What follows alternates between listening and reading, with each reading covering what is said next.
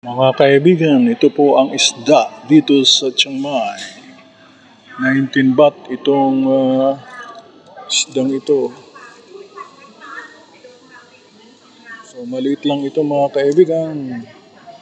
Alam nyo ang tawag dyan, kayo na ang bahala. Sapagkat yan po ay hindi ko alam ang tawag. Ito naman sa kabila. Ito ay isda na medyo malaki. Ang bawat piraso mga kaibigan ay 49 baht. Yan, malaki po ito mga kaibigan. At ito ata ang gusto ni Mama Lee. Malaki ito pero malaki at maliit parehas ang presyo mga kaibigan. 49 lang. Kaya kung bibili kayo, hanapin nyo na yung pinakamalaki.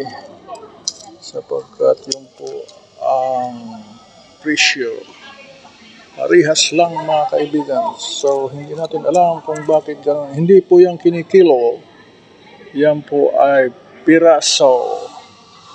Ang tawag dyan ay bahala na kayong kung kilala nyo ang uri ng isda na ito. Ito maliliit naman ito. 7 baht lang mga kaibigan. 7 baht. Maliliit. At ito naman ay 20 baht. Ito ang kukunin natin sapagkat hindi masyadong malaki at hindi naman masyadong maliit. Thank you for watching mga kaibigan. See ya. Ang content na ito ay about isda. Tungkol sa isda na nabibili at available dito sa tinatawag na Tiskolotos sa Kamchang, Chiang Mai, Thailand. Yan mga isda mga kaibigan. Tilapia. Meron naman ditong medyo mahal na isda. Yan. Ito 45. 45 ito parang mudfish o hito. Yan. May 142. Ito tilapia. Ito 45 din yan. Ito 119. Yan mga kaibigan, ang isda ngayon sa lugar na ito ng Chiang Mai. Alright? So yan lamang po mga kaibigan. See ya! And have a nice day! Mga kaibigan, nandito na naman ang linulutong ulam sa pananghalian ng iyong abang lingkod at ni Mama Lee. Ito po ay tuna na priskong-prisko at ang star of the show ay malunggay at kamyas. Ang mga ingredients po ay niyog or coconut milk, may sili, kamyas or iba sa Bicol, fresh na isda na tuna, may sili, may paminta, alright, may kaunting salt, loya, bawang. Yan mga kaibigan. At ang cooking time ay humigit kumulang sa 15 minutes lamang mga kaibigan. At yan kumukulo na. Yan, mabango ang amoy.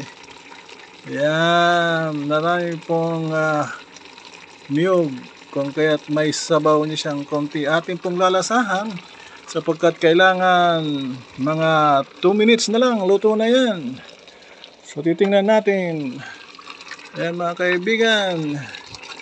Ating pong lalasahan mga kaibigan kung ano talaga ang lasa nito. Niyog yan. Parang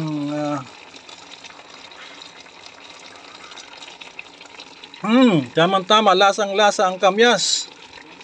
Yan, lasang-lasa. At mayroon pa palang vinegar na kaunti nating sinamang vinegar. Yan, wala nang halo-halo. Thank you for watching. At kakain tayo. Sabayan nyo kami at lumuto rin kayong ganito na may malunggay. Malunggay, kaunti lang. Yan, tuna na masarap.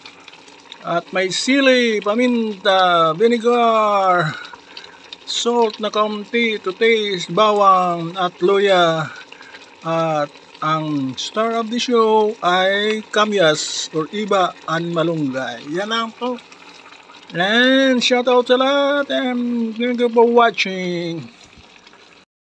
Mga kaibigan, magandang umaga sa inyo. Ito po ang linuluto ko ngayon para sa ulam namin sa almusal ngayong umaga ay chicken or manok, paa at wings at laman na sinabawan or sinigang, whatever. So kayo na ang bahalang humusga. Ito po ang ingredients, of course, ay manok na may luya, bawang, paminta at salt to taste o kaya asin na tama lang ang timpla, walang iba mga kaibigan, at kaunting sili lamang na hindi naman maanghang. Mga kaibigan, linasahan na natin yan at 20 minutes cooking time at halos luto na siya mga kaibigan.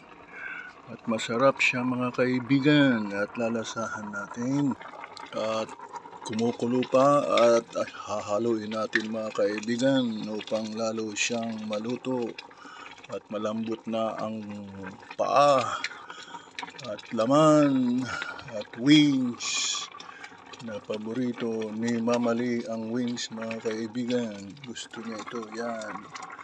At lalasahan natin. Thank you for watching. Ito, lalasahan natin. Tama lang ang timpla mga kaibigan, hindi maalat.